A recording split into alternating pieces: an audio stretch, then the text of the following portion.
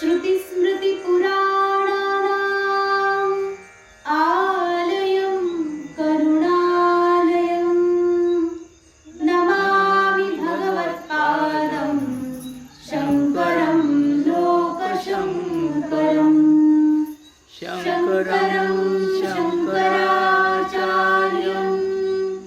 केशवं बादरायणं सूत्रभाष्यकृतौ वन्दे भगवन्तं पुनः पुनः।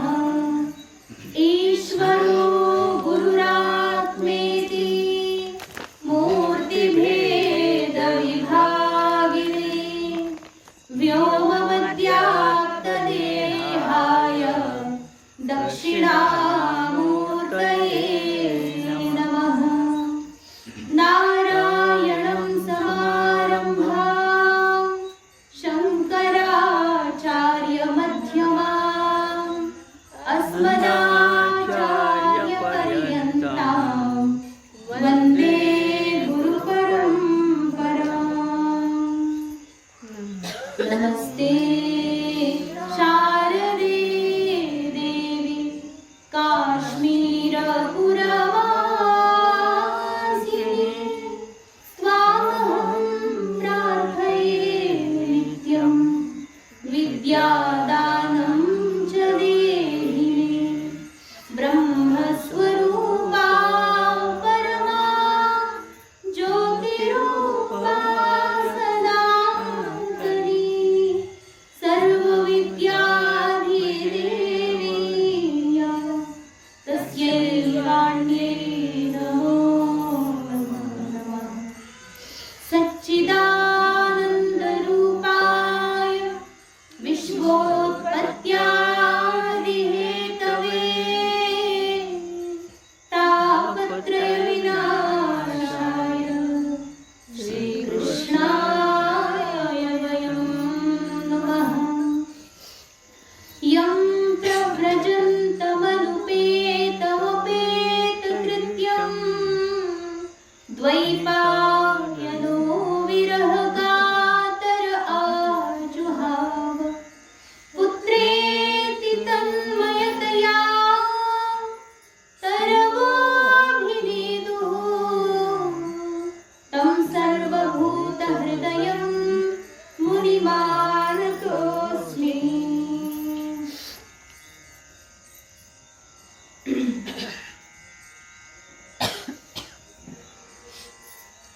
श्रीमद भागवत कथा आणि कालच्या भागामध्ये कालच्या कथेमध्ये आपण ऐकलं होतं की भगवान वराह अवतार धारण करून येतात आणि हिरण्याक्षाचा वध करतात. हिरण्याक्ष वध उपरांत त्या ठिकाणी ब्रह्मादी सर्व देवता मिळून परमात्म्याची अत्यंत सुंदर अशी स्तुती करतात. भगवान परमात्मा माता पृथ्वीला त्या ठिकाणी पृथ्वी जी की परमात्म्याची पत्नी आहे आणि आपल्या सर्वांची आई आहे, तर माता पृथ्वीला आपल्या सर्वांच्या हिताकरता त्या ठिकाणी एकाच ठिकाणी स्थानापन्न करतात समुद्रामध्येच. आणि त्या ठिकाणी पृथ्वीला स्थान दिल्यानंतर भगवान परमात्मा वराह सर्व लोकांना आशीर्वाद प्रदान करून आता अंतर्धान होतात. यानंतर आता त्या ठिकाणी पृथ्वी माता आहे. ब्रह्मदेवाने सृष्टीला रचण्याकरता बनवले गेलेले सर्व ऋषीमुनी आहेत, देवता आहेत. त्याच मध्ये त्या ठिकाणी मनु महाराज आणि देवी शतरूपा देखील आहेत आणि यांच्या समवेत आता सृष्टीला त्या ठिकाणी सुरू करणार आहेत. तर असा हा अध्याय या ठिकाणी पूर्ण झाला होता. याच्या पुढच्या अध्यायामध्ये आता या ठिकाणी प्रश्न विचारला जातोय. कोण विचारते प्रश्न? तर त्या ठिकाणी शौनकजी महाराज जे की नैमिषारण्यामध्ये त्या ठिकाणी कथा ऐकतात सूतजी महाराजांच्याकडून. तर शौनकजी महाराज या ठिकाणी विचारतात की हे महर्षी, हे सूतजी महाराज, तुम्ही खूप सुंदर अशी कथा या ठिकाणी आम्हाला सांगितली. परमात्म्याची अपार कृपा आहे की आम्हाला ही कथा त्या ठिकाणी इतक्या सुंदर प्रकारे श्रवण करायला मिळते. अहो भाग्य आमचं. आणि ती कथा अत्यंत अद्भुत आहे. की ज्यामध्ये भगवान परमात्म्याने हिरण्याक्षाचा वध केला आणि आपल्या सर्व भक्तांना त्या ठिकाणी आनंद प्रदान केला। असा अकारण करुणा वर्णले परमात्मा ज्यांचा सदा सर्वदा विजय असो, असा परमात्म्याची कथा सांगणारे तुम्ही ऋषीवर तुमचाही सदा सर्वदा विजय असो। अशा प्रकारे ऋषी मुनींचा आणि परमात्म्याचा जय जयकार करून त्या ठिकाणी आता शौनकजी महाराज प्रश्न विचारतात सूतजी महाराजांना। खूप सुंदर ही कथा त्या ठिकाणी मैत्रेय ऋषींनी विदुरजी महाराजांना सांगितली आणि आनंद वाटला ही कथा ऐकून। तर आमची अशी इच्छा आहे की याच्या पुढे काय झालं ते पण आम्हाला कृपा करून तुम्ही सांगावं। यानंतर विदुरजी महाराजांनी खरं तर जो प्रश्न पहिल्यांदा विचारला होता तो प्रश्न फार अद्भुत आहे आणि त्या अद्भुत प्रश्नाचं उत्तर त्यापेक्षा आणखी अद्भुत आहे।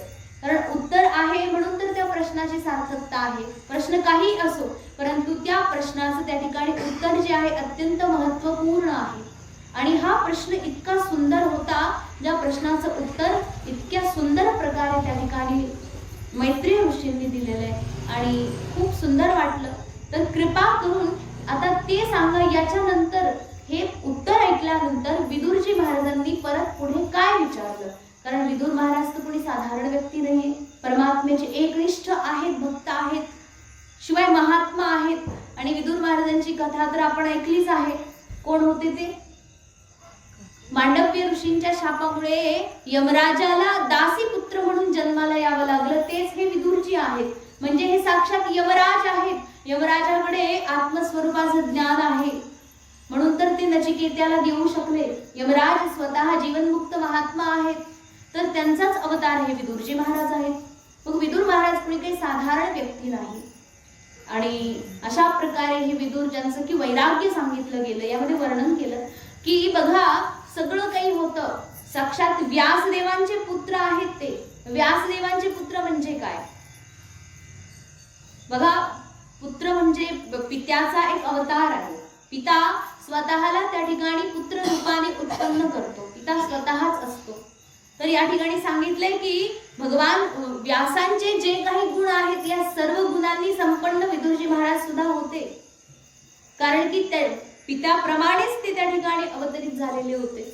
मग पित्यांच्याकडे जे गुण तेच सगळे आपले विदुर महाराजांच्याकडे होते। शिवाय बघा यामध्ये विचार केला की एवढा मोठा भाऊ राजा आहे, कोण? धृतराष्ट्र मोठा भाऊ आहे, राजा आहे, सगळं काही वैभवशाली संपन्न चक्रवर्ती सम्राट, म्हणजे खूप निष्कंटक राज्य आहे याच्याकडे, पुत्र आहे त्याच्याकडे, 100 मुलं आहेत, सगळं काही आहे, परंतु यांच्या कोणाच्याही मनामध्ये भगवान परमात्म्याप्रती प्रेम नाहीये।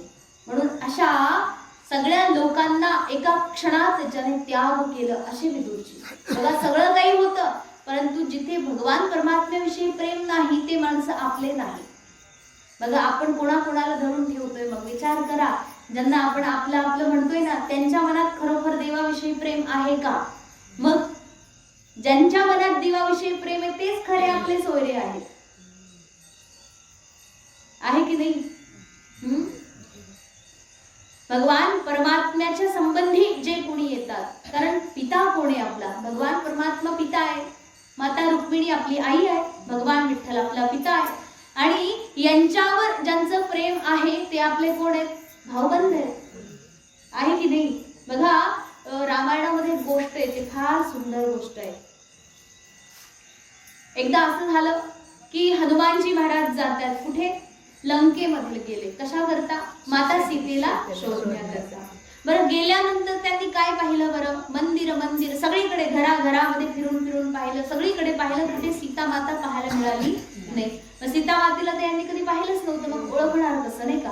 परंतु त्या ठिकाणी पाहिले पलंगावर झोपलेली स्त्री आहेत, कुठे छान सजलेल्या आहेत वगैरे वगैरे, म्हणजे माझी माता सीता तर कशी आहे? भगवान परमात्म्याच्या व्यतिरिक्त परमात्मा जेव्हा खाली झोपतायत तर माता सीता पलंगावर झोपू शकत नाही। मग अशी सती साध्वी जी की एका वैराग्यवती, जशी की एखाद्या साध्वी सारखा वेश आहे, अत्यंत तेजस्विनी आहे, माझी माता सीता अशा प्रकारे राहू शकत नाही। असंच विचार करत करत हनुमानजी महाराज पहाटेच्या वेळी बघा एका ठिकाणी पोहोचले आणि त्यांनी पाहिलं काय झालं की एक घर होतं, त्या घराच्या समोर तुळशी वृंदावन होतं आणि घराच्या दोन्ही बाजूला बघा दरवाजाच्या दोन्ही बाजूला काय होतं? एकीकडे चक्र, एकीकडे शंख पद्म आदी ज्या सगळ्याचं चिन्ह होतं. तर त्यांनी पाहिलं की तुळशीचं वृंदावन या घराच्या समोर आहे, याचा अर्थ इथे नक्कीच कोणाचं तरी वैष्णवाचं घर आहे. म्हणजे विचार करा बरं का, आपल्या घरासमोर तुळशी वृंदावन का पाहिजे? कारण आपण खरोखर वैष्णव आहोत, आपण खरोखर परमात्म्याचे भक्त आहोत, हे त्याचं पहिलं प्रतीक आहे. अशा लोकांच्या घरी कधीच पाणी प्यायचं नाही ज्यांच्या दारात तुळस नाही आहे, ज्यांच्या घरी तुळशी माता नाही, ते अगदी पूर्णपणे भंग झालेले लोक आहेत. आणि इथे विचार करा, हनुमानजी महाराजांना आश्चर्य आणखी एका गोष्टीचं की आतून पहाटेच्या वेळी काय ऐकायला येतंय? राम राम राम राम ऐकायला येतंय. त्यांनी पाहिलं की आतून राम राम ऐकायला येतं. त्यांनी विचार केला की लंका निशिचर निकर निवासा, ह्या कहा सज्जन करवासा. ते म्हणतात की लंका जे राज्य आहे ते तर राक्षसांचं आहे, इथे सज्जन आला कुठून? म्हणजे एवढं आश्चर्य वाटलं हनुमानजी महाराजांना. तर मग आता चला राम राम आतून ऐकायला येतं, निश्चितच राम भक्त कोणीतरी आत राहतात. म्हणून त्या ठिकाणी यांनी पण बाहेरून जय श्रीराम आवाज दिला, दरवाजा उघडला गेला. लगेच हनुमानजी महाराजांना हो आतमध्ये या पटकन, बाहेर जय श्रीराम चालत नाही, आत या. आतमध्ये बोलावलं. म्हणजे तुम्ही कोण? आम्ही कोण? परिचय झाला. परिचय झाल्यानंतर मग हनुमानजी महाराज म्हणतात की प्रभू रामचंद्रांनी मला माता सीतेच्या शोधाकरता पाठवलेलं आहे. मग मला तुम्ही काय करायचं? माता सीतेचा शोध, म्हणजे माता कुठे आहे तुम्ही ते मला सांगायचं. भीषण महाराज म्हटले असं कसं सांगायचं मी? बघा आता आपण कोण आहे? म्हणजे आपले वडील आहेत भगवान श्री रामचंद्र, आपली आई कोण आहे? माता सीता. म्हणजे आपण कोण झालो? मग आपले आई वडील एक म्हणजे आपण भाऊ भाऊ झालो. मग आता आपण भाऊ भाऊ हो, म्हणजे हे बघा नातं कशाचं आहे हे. आपण इकडच्या तिकडच्या लोकांना भाऊ भाऊ भाऊ म्हणत फिरत असतो. वस्तुतः ज्याच्या मनामध्ये परमात्म्याचं चिन्ह स्थापित नाही, ज्याच्या अंतःकरणात परमात्म्याविषयी तिळमात्र प्रेम नाही, तो आपला भाऊ कोणत्याच बाजूने शोभत नाही. तो रक्ताचा का असेना, तो सख्खा भाऊ का असेना, परंतु तो भाऊ असू शकत नाही ज्याच्या मनात परमात्म्याच्या विषयी प्रेमच नाहीये. तो कुठून भाऊ होणार आहे? आणि इथे काही रक्ताचं नातं आहे का? परंतु तरी जीवापेक्षा मोठा भाऊ मिळालाय. आता हनुमानजी महाराज म्हटले की आता आपण एक डील करू. ते म्हटले की हे बघा, मी वडिलांना पाहिले, आईला पाहिलं, आणि तुम्ही आईला पाहिले, वडिलांना पाहिलं. मग आता काम द्यायचं, तुम्ही आईकडे मला पोहोच करा आणि मी वडिलांकडे तुम्हाला पोहोच करतो.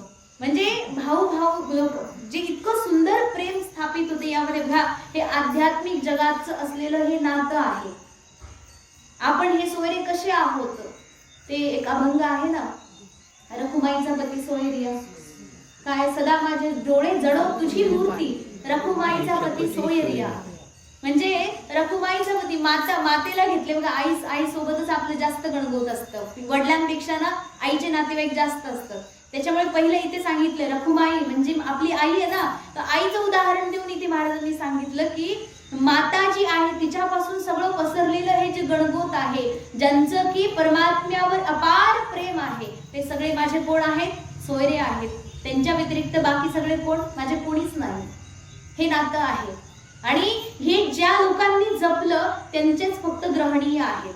म्हणून तर विदुरजी महाराजांनी सख्या भावाचा त्याग केला. कोण? धृतराष्ट्राचा त्याग केला. कारण की याच्या मनात भगवान श्रीकृष्णाविषयी थोडं पण प्रेम नाही, याच्या पोरांच्या प्रतीच फक्त याची आसक्ती आहे. आणि याचं पूर्ण कुळ खानदानच त्या ठिकाणी परमात्म्याविषयी प्रेम ठेवणार नाही. म्हणून हा माझा कोणीच नाही असा भाव ठेवून त्या ठिकाणी विदुरजी महाराज त्याग करून देतात. ह्या वैराग्याला काय म्हणायचं? मग भगवान परमात्म्याविषयी अपार प्रेम आहे.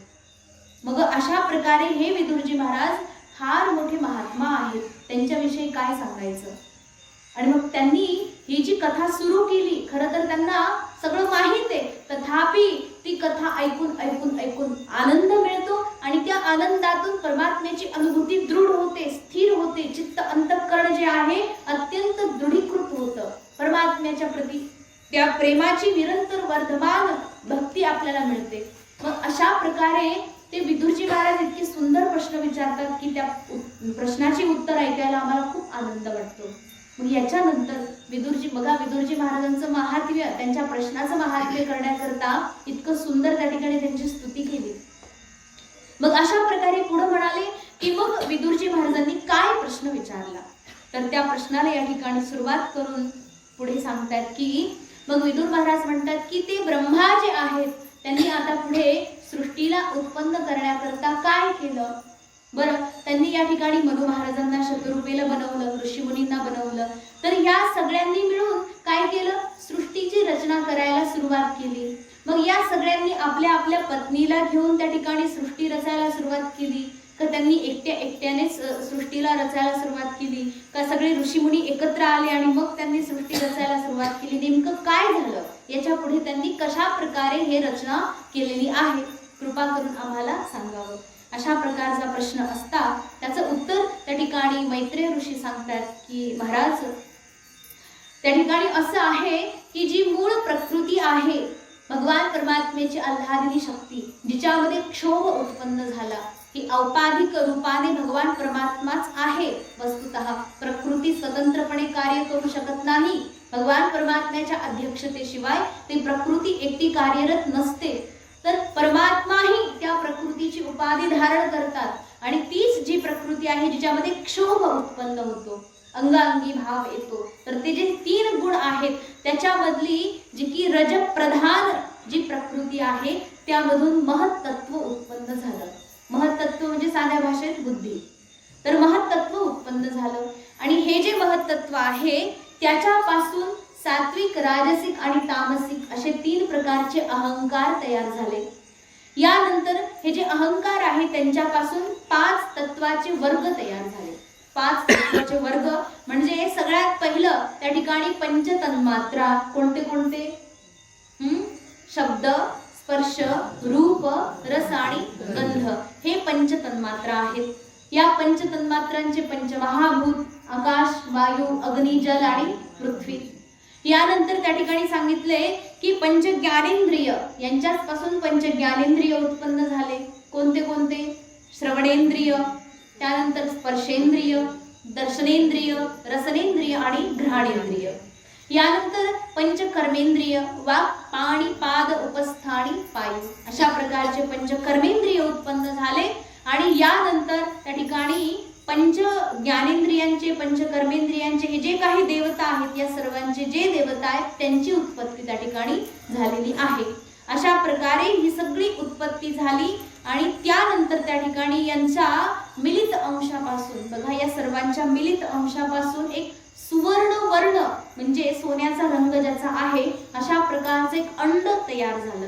आणि हे जे अंड आहे त्या ठिकाणी सांगितलं की प्रलयाच्या समुद्रामध्ये 1000 वर्षापेक्षाही जास्त वर्ष ते प्रलयाच्या समुद्रामध्येच बुडून राहिलं, तिथेच पडून राहिलं.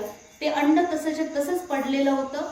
यानंतर त्या अंड्याकडे भगवान परमात्म्याने लक्ष दिलं. परमात्मा त्या ठिकाणी आले आणि त्याच्यामध्ये त्यांनी प्रवेश केला. त्या अंडमध्ये प्रवेश केल्यानंतर त्याच्यामधून सहस्र सूर्यांना जे एकत्र मिळून तेज उत्पन्न होतं, सहस्र. भगवंतानी जसा प्रवेश केला त्याबरोबर त्यामधून अनेक अनंत सूर्य एकत्र केल्यानंतर ज्या प्रकारचं तेज उत्पन्न होतं त्यासारखंच तेज उत्पन्न झालं. आणि त्यामधून भगवान परमात्मा स्वतः त्या ठिकाणी शेष शय्येवर जे आहे आदिनारायण ज्या प्रकारे असतात त्या ठिकाणी परमात्मा अत्यंत सुंदर प्रकारे आविर्भूत झाले. भगवान परमात्म्याच्या नाभीमधून एक सुंदरसं कमळ प्रस्फुटित झालं आणि त्या प्रस्फुटित झालेल्या कमळामध्ये कोण बसलं? ब्रह्मदेवाला परमात्म्याने उत्पन्न केलं आणि आज्ञा दिली की हे ब्रह्मदेवा तुम्ही काय करा, आता सृष्टीची रचना करा. तर सृष्टी रचना करण्याकरता आज्ञा दिल्यानंतर त्या ठिकाणी ब्रह्मदेवाने सर्वात प्रथम पंचपर्वा अविद्या निर्माण केली. म्हटलेलं आहे त्या ठिकाणी अविद्या, अस्मिता, राग, द्वेष, अभिनिवेश आणि यालाच भागवतामध्ये तामिश्र, अंधतामिश्र, मोह, महामोह अशा नावांनी त्या ठिकाणी उल्लेखित आहे. तर अशा प्रकारे त्या ठिकाणी ब्रह्मदेवानं त्या ठिकाणी हे पंचपर्वा अविद्या बनवली. आणि ब्रह्मदेवाचं जे शरीर होतं कोणतं? तममय शरीर होतं, तामसिक वृत्तीचं शरीर होतं. तामसिक वृत्तीचं शरीर म्हणजे जे शरीर अन्न खाऊन चालतं, आपलं सगळ्यांचं तेच शरीर आहे. ज्या शरीरामध्ये तहान भूक लागते ते तमोमय शरीर आहे. तर मग असं हे तमोमय शरीर जे आहे ते ब्रह्मदेवाला आवडलं नाही, म्हणून त्यांनी काय केलं, या शरीराचा त्याग केला. तमोमय शरीराचा ब्रह्मदेवानं त्याग केला आणि त्याग केलेलं जे शरीर होतं ते तमोमय शरीर ते यक्ष आणि राक्षसांनी ग्रहण केलं. तर यक्ष राक्षस जे उत्पन्न झालेले होते त्यांनी ते ग्रहण केल्यानंतर त्यांना लगेचच तत्काळ भूक लागायला सुरुवात झाली. कारण शरीर कशाचं होतं, तमोमय शरीर होतं, ज्याच्या माध्यमातून की भूक आणि तहान लागते. मग ब्रह्मदेवाने त्याचा त्याग केला होता, त्याच शरीराला यक्ष राक्षसांनी ग्रहण केलं आणि त्यांना तत्काळ तहान भूक लागायला सुरुवात झाली. मग आता भूक लागली म्हणल्यानंतर तिथे खायला पण काही पाहिजे ना, आणि ते अत्यंत भुकेनं व्याकुळ होते. ब्रह्मदेवावर धावून गेले, कशाला, खायला, की ह्यालाच खा म्हणून. ब्रह्मदेव म्हटला, रे मी तुमचा बाप आहे, म्हणजे बघा तुम्ही माझे सगळे संतान आहेत, माझ्यापासून उत्पन्न झालात आणि तुम्ही मलाच खायला निघाले, ही किती विचित्र गोष्ट आहे. ते म्हणजे नाही, आम्हाला खायचंच तुम्हाला. यक्ष म्हणायचे की आम्ही तुम्हाला खाणारच, आणि राक्षस म्हणायचे आम्ही तुमची रक्षा करणार नाही. ब्रह्मदेव काय म्हणायचे की माझी रक्षा करा, माझी रक्षा करा, मला खाऊ नका. मग याला खा असं जे म्हणाले ते यक्ष झाले, आणि यांची रक्षा करू नका असं जे म्हणाले ते राक्षस झाले. मग अशा प्रकारे सुरुवातच यांची इथून झालेली. खा आणि प्या, चिंदी भिंदी पिव खाद, खा आणि प्या, याच्यामध्येच यक्ष आणि राक्षसांची उत्पत्ती झाली. याच्यानंतर ब्रह्मदेवाने आपल्या सात्विक प्रभेपासून त्या ठिकाणी मुख्य जे देवता आहेत त्यांची उत्पत्ती केली. यानंतर मग ब्रह्मदेवाने आपलं जे जघन आहे, जघन म्हणजे कटी प्रदेश, जो पोटाचा कमरेचा भाग आहे, याच्यामधून ब्रह्मदेवानं काय उत्पन्न केलं तर म्हणतात कामासक्त असणारे जे असुर आदी देवता, असुर आहेत, देवता नाही, जे असुर आहेत, एकदम कामामध्ये आसक्त आहेत, अशा प्रकारे त्या असुरांना उत्पन्न केलं. आणि त्या ठिकाणी कामाने कलुषित असलेलं जे शरीर आहे ते ब्रह्मदेवानं त्याग केलं. तर त्या शरीराला कुणी ग्रहण केलं, कामासक्त असणाऱ्या त्या सर्व असुरांनी ग्रहण केलं. परंतु बघा त्या शरीराचं जे आहे ना, ब्रह्मदेवाने जे कामयुक्त असलेलं शरीर त्याग केलं, त्यामधून एक सुंदर अशी स्त्री उत्पन्न झाली. कारण ती संध्याकाळची वेळ होती. बघा जेव्हा ब्रह्मदेवाने ते शरीर सोडलं तेव्हा ती संध्याकाळची वेळ होती, आणि त्यावेळी सोडलेल्या शरीरातून एक सुंदर स्त्री उत्पन्न झाली, म्हणून तिचं नाव काय ठेवलं, संध्या. हे आपण जे म्हणतो ना संध्याकाळ वगैरे, तर ही तीच संध्या आहे. ती अशी वेळ होती ज्यावेळी या संध्याचा उत्पन्न झालेला आहे ब्रह्मदेवाकडून.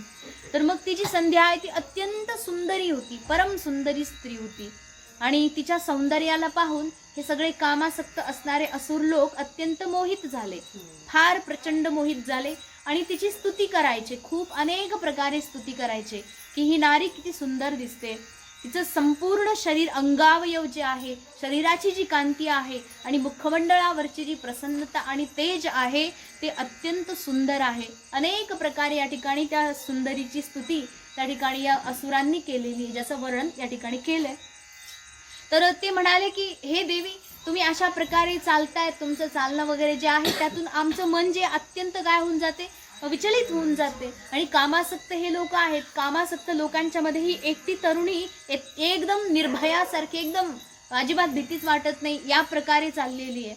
परंतु भीती वाटत नाही का तुम्हाला, आणि जर भीती वाटत नाही तर मग आमची जी इच्छा आहे त्याला तुम्ही पूर्ण करा. अशा प्रकारे सांगितल्यानंतर त्या तरुण स्त्रीमध्ये असलेले जे ब्रह्मदेव आहेत, कारण कोण होतं ते, ब्रह्माच होते, ब्रह्माचं शरीर होतं. तर ब्रह्मा जे आहेत ते हसतायत, पहिलं तर खूप हसतायत, परंतु त्या ठिकाणी या सर्वांनी खूप अधिकाधिक काय म्हणतात आग्रह केला, अनेक प्रकारे त्रास द्यायला सुरुवात केली. परंतु संध्या देवी जे आहे त्यांनी त्यांचं शरीर त्याग केलं. परंतु शरीर त्याग करत असताना त्यांनी आपल्या शरीरातून गंधर्व आणि अप्सरांची उत्पत्ती केली. गंधर्व माहित आहेत, गंधर्व म्हणजे स्वर्गाचे गायक बरं का, स्वर्गामध्ये जे गायन वादन आणि जे कामं करतात ना त्यांना गंधर्व म्हटलं जातं. आणि अप्सरा म्हणजे स्वर्गामध्ये नृत्य करणाऱ्या त्या अप्सरा, सेविका. तर मग अशा प्रकारे गंधर्व आणि अप्सरांचा त्या ठिकाणी उद्भव झाला, आणि त्या शरीराला त्या ठिकाणी संध्या देवीनं त्याग केलं, म्हणजेच ब्रह्मदेवानं त्याग केलं. तर त्या त्यागलेलं जे शरीर आहे त्या शरीराला विश्ववसू आणि गंधर्वांनी ग्रहण केलं आणि घेऊन गेले. यानंतर ब्रह्मदेवाने जी तंद्रा आहे, तंद्रा म्हणजे निद्राच समजा, तर त्यामधून निद्रेमधून भूत पिशाच अशा लोकांना उत्पन्न केलं. भूत पिशाच जे आहेत ना, तर निद्रेमधून उत्पन्न झाले ब्रह्मदेवाच्या तंद्रेतून. आणि ते जसे उत्पन्न झाले ब्रह्मदेवाने पाहिलं की एकदम नागडे आहेत, त्यांच्या अंगावर काही कपडेच नाहीत. आणि मग जसं पाहिलं की यांच्या अंगावर कपडे नाही, ब्रह्मदेवाने डोळे मिटले आणि डोळे मिटल्यानंतर त्यांचं जे डोळे मिटलेलं रूप आहे त्या शरीराला त्यांनी त्याग केलं आणि ते जे शरीर आहे जे की डोळे मिटलेलं होतं, अंधकारमय शरीर होतं, ते त्या ठिकाणी कोणी ग्रहण केलं? भूत आणि पिशाचांनी ग्रहण केलं. आणि म्हणून तर म्हटलं एक खूप सुंदर याच्यात सांगितले बरं का, की हे जे आहेत ना, हे जो व्यक्ती रात्री झोपताना उष्ट तोंड घेऊन झोपतो, म्हणजे अन्न खाल्लेलं आहे, मुख प्रक्षालन केलं नाही, गुळणा वगैरे केला नाही, चूळ घेतली नाही, तर असा जो व्यक्ती आहे तो की उष्ट्या तोंडाने झोपतो, तर त्या व्यक्तीच्या तोंडामध्ये भूत पिशाच येऊन राहतात, त्याच्या पूर्ण शरीरामध्ये भूत पिशाच येऊन राहतात. कोण राहते बघा, म्हणजे आता ध्यानात ठेवायचं बरं का. मला नाही वाटत की असं झोपत असेल, कारण लोक आपल्या तोंडाची दात नाही, पण काही काही असतात काय पाणी पिल्यानंतर पण काहीतरी खातात आणि तसेच झोपी पण जातात. उष्ट्या तोंडानं कधी झोपी जायचं नाही, तोंड व्यवस्थित स्वच्छ धुवायचं. बरेचशांना अशी सवय असते की तसंच झोपतात, परंतु तसं नाही करायचं, व्यवस्थित प्रकारे मुख प्रक्षालन करायचं. आणि मग जर ज्यांनी नाही केलं तर त्यांच्या तोंडामध्ये भूत पिशाच येऊन राहतात आणि त्यातून उन्माद नावाची प्रवृत्ती निर्माण होते, याला उन्माद म्हणतात. यानंतर मग ब्रह्मदेवाने काय केलं, आपलं जे तेजोमय परम तेजोमय जे शरीर होतं जे की अदृश्य होतं, कारण आता बाकी शरीराला तर त्याग केलेला आहे, फक्त अदृश्य शरीर उरलंय. मग ते परम तेजोमय अदृश्य शरीर जे आहे ते त्या ठिकाणी त्यांनी उत्पन्न केलं साध्यगण आणि पितृगण. ब्रह्मदेवाने उत्पन्न केलं पितृगण आदी जे आहेत पितृलोक, त्यांना उत्पन्न केलं आणि त्या ठिकाणी या पितृगणांनी ब्रह्मदेवाच्या अदृश्य शरीराला काय केलं, ग्रहण केलं. म्हणजे बघा, आपण आता जे श्राद्ध पक्ष आपलं जे चाललंय ना, याच्यामध्ये पितृगण जे आहेत, आपले पिता माता जे आहेत ते आपल्या घरी जेवायला येतात ना, तर ते जेवायला येतात तर कोणतं शरीर घेऊन येतात बरं, तर ते अदृश्य शरीर असतं जे ब्रह्मदेवाने त्यांना दिलेलं आहे की हे अदृश्य शरीर घ्या. अदृश्य म्हणजे जे दृश्य नाही, जे डोळ्यांना दिसू शकत नाही, कारण डोळं काय पाहतं, दृश्यालाच फक्त पाहू शकतं, अदृश्याला डोळे पाहू शकत नाही. मग असं अदृश्य शरीर पितृगणांना ब्रह्मदेवानं दिलेलं आहे. मग आपण या श्राद्ध पक्षामध्ये किंवा जेव्हाही माता पित्याच्या प्रित्यर्थ जे श्राद्ध आपण करतो त्या सगळ्या श्राद्धाला ते अदृश्य शरीराद्वारे ग्रहण पण करतात. मग अशा प्रकारे ब्रह्मदेवाने इतकं सुंदर शरीर त्यांना दिलं. यानंतर मग ब्रह्मदेवाने आपली जी तिरोधान शक्ती आहे, म्हणजे प्रवेश करण्याची सिद्धी आदी जी काही शक्ती आहे, याच्यामधून त्यांनी काय केलं, सिद्ध आणि विद्याधर अशा प्रकारच्या यांना उत्पन्न केलं. हे देवताच आहेत, विद्याधर आदी हे देवता, यांना उत्पन्न केलं. आणि ते जे ब्रह्मदेवाचं शरीर होतं अंतर्धान शरीर होतं, जे की दिसतच नव्हतं, अंतर्धान आहे, तर ते अंतर्धान असलेलं शरीर यांना सिद्ध आणि विद्याधरांना दिलं. यानंतर मग त्या ठिकाणी ब्रह्मदेवाने एक दिवस प्रतिबिंब पाहिलं. कशात बरं पाहिलं असेल प्रतिबिंब? पाण्यात पाहिलं, आरशात पाहिलं म्हणा, ज्याच्यातही पाहिलं. आता कशात प्रतिबिंब पाहिलं हे काही भागवताने सांगितलं नाही, परंतु प्रतिबिंब मात्र पाहिलं, जे जिथेही पाहिलंय. तर ब्रह्मदेवाने पाहिलं की अरे प्रतिबिंबामध्ये मी तर खूपच सुंदर आहे, बघा आतापर्यंत पाहिलंच नव्हतं मी कसा दिसतो. ब्रह्मदेवाने पाहिलं की मी खूपच सुंदर दिसतो. मग अशा प्रकारे त्यांनी पाहिल्यानंतर त्यांच्या मनामध्ये आलं की मी आता माझ्यासारखे सुंदर नरनारी एकत्र असणारा पुरुष तयार करेल. तर त्यांचं नाव आहे किन्नर. किन्नरांना उत्पन्न केलं, जो ना नर आहे ना नारी आहे. किन्नर किम पुरुष अशा लोकांना उत्पन्न केलं. यानंतर ब्रह्मदेवाने सृष्टीची वृद्धी होत नाही असं पाहिलं. बघा एवढं सगळे कष्ट घेतले, बरं सगळं काही केलं, नको नको ते कष्ट केले ब्रह्मदेवाने, आणखी काय करायला पाहिजे होतं, पण एवढे कष्ट घेऊनही आतापर्यंत माझी सृष्टी वाढतच नाहीये, पुढे पुढे वाढतच नाहीये.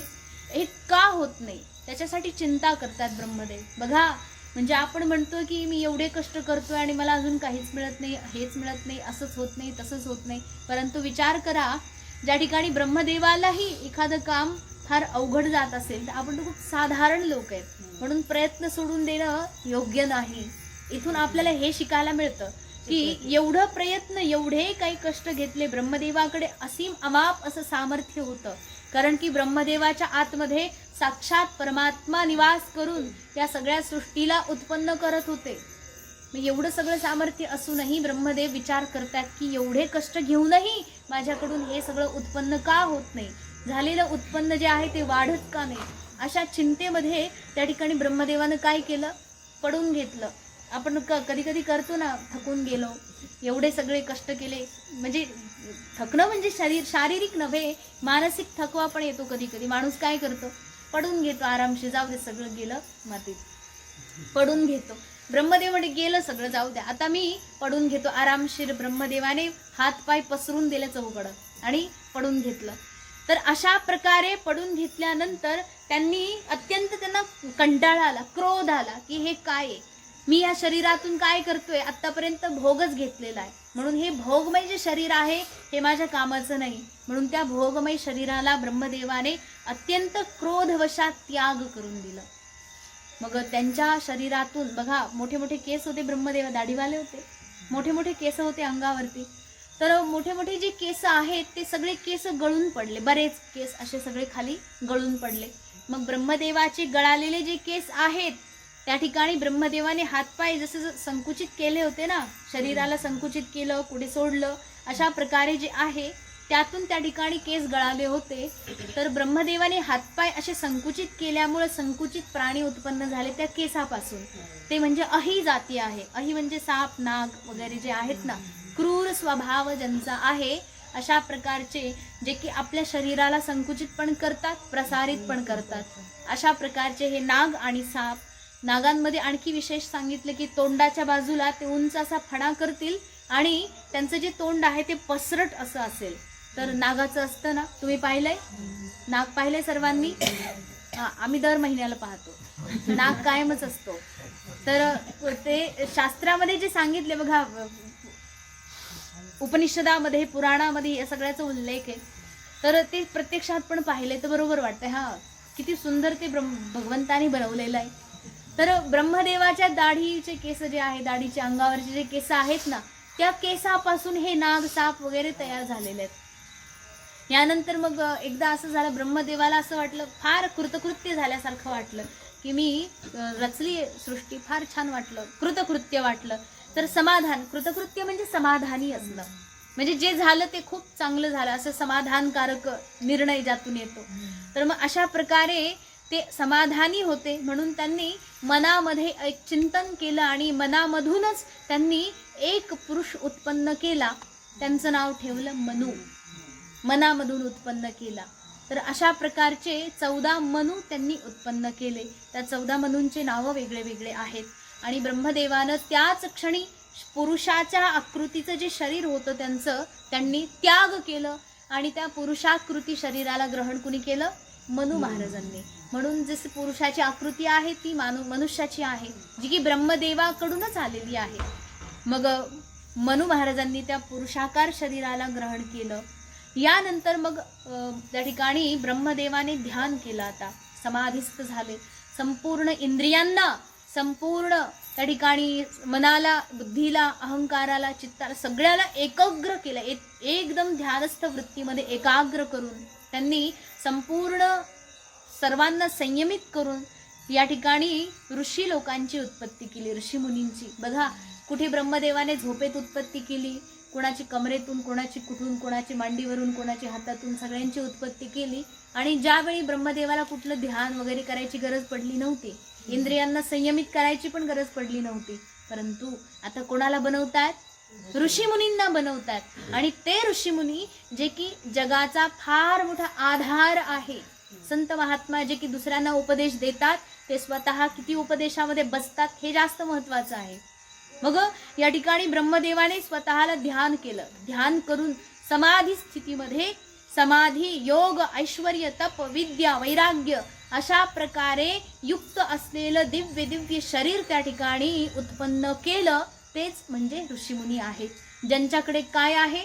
समाधी आहे, ज्यांच्याकडे तप आहे, ज्यांच्याकडे वैराग्य आहे, ज्यांच्याकडे ऐश्वर्य आहे, विद्या आहे, ज्यांच्याकडे असीम अशा प्रकारे योग शक्ती आहे, असे सगळे ऋषीमुनी त्या ठिकाणी ब्रह्मदेवाने बनवले. मग हे बनवण्याकरता बघा ब्रह्मदेवाला केवढे कष्ट लागले, स्वतःच ध्यान करावं लागलं. म्हणजे ऋषीमुनींच्या मध्ये स्वाभाविक तो गुण आला पाहिजे. बघा, जसं काही नाही म्हटलं तरी पण आई वडिलांचे गुण आपल्या पोरांमध्ये सहज येतात की नाही? सहज येतात.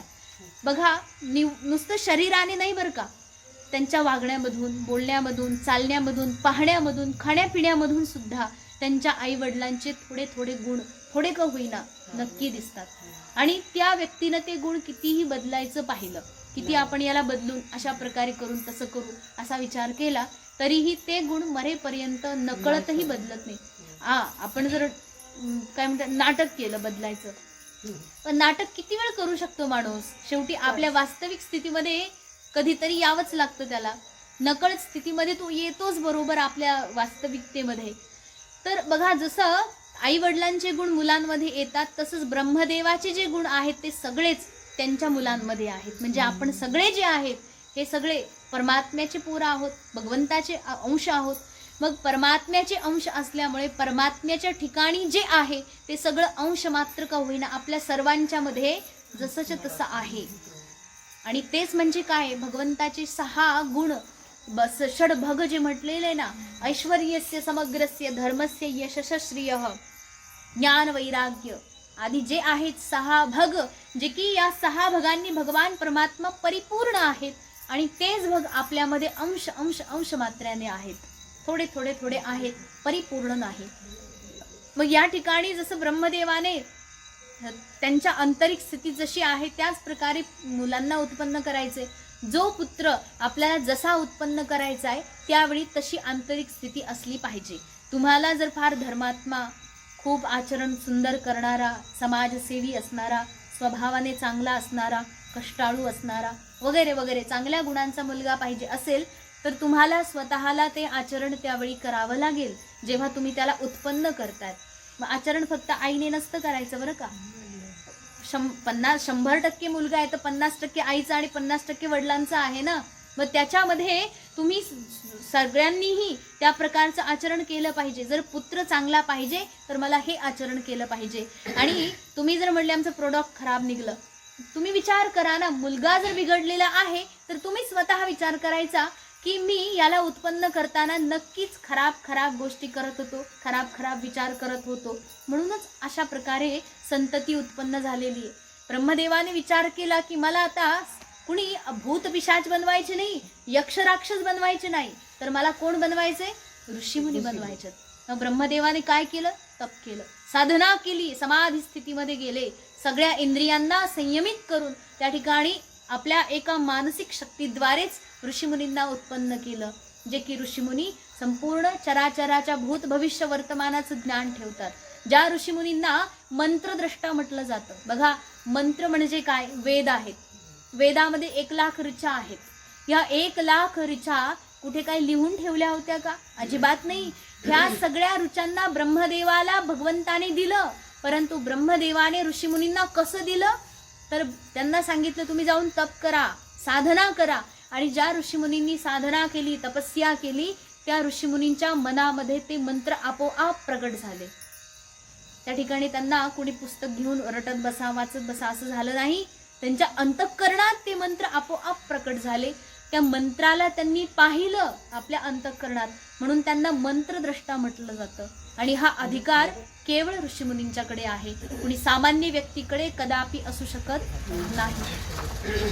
अशा प्रकारे ऋषीमुनींना बनवलं आणि ही सुंदर अशी सृष्टी संरचना उत्तम प्रकारे त्या ठिकाणी भगवान ब्रह्मदेवाने चालू ठेवलेली आहे. अशा प्रकारे हा अध्याय इथे संपलाय. याच्या पुढे आता अत्यंत सुंदर प्रकारे मनू महाराजांना आज्ञा दिली की तुम्ही जाऊन काय करा, आता सृष्टीला निर्माण करायला लागा. कारण काय झालेलं आहे, भगवंताने पृथ्वीला आणून दिलेलं आहे, सुरक्षित आहे, सगळं काही छान आहे. आता तुम्ही जा आणि तपस्या करा. तपस्या करण्याकरता का सांगितली? मग मनू महाराज गेले, शतरूपा देवीला घेऊन गेले.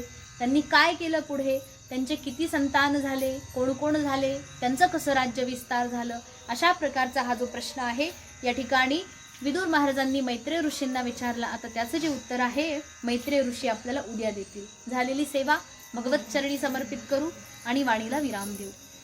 ओम पूर्णमदः पूर्णमिदं पूर्णात् पूर्णमुदच्यते पूर्णस्य पूर्णमादाय पूर्णमेवावशिष्यते. ओम शांती शांती शांती.